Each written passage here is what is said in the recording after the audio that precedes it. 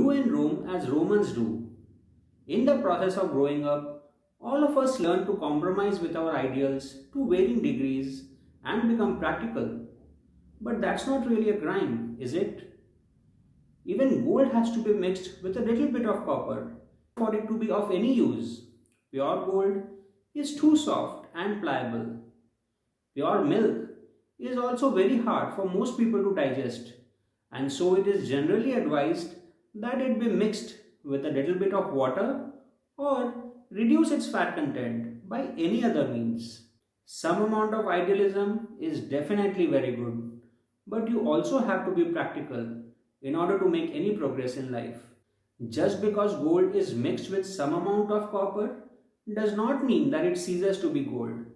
22 carat gold is still gold. But of course, as the carat rating of gold goes down, so does its market value. A spine as stiff as a bamboo is useless, but a spine as flexible as a rubber pipe is cheap. So, where is the correct operating point? How flexible should your spine be? Have you seen the sunflower? It does have a flexible stem, but it always grows towards the sun. Always. So, what matters is not how much you bend your spine, but why you are bending it. And that's what Dharma is all about.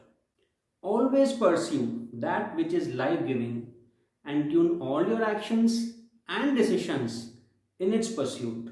There is a sun outside which we can all see with our open eyes, but there is also a bright, life giving sun inside which we can feel with a calm and quiet mind. Be like a sunflower, follow the sun within you, and your future will certainly be very bright.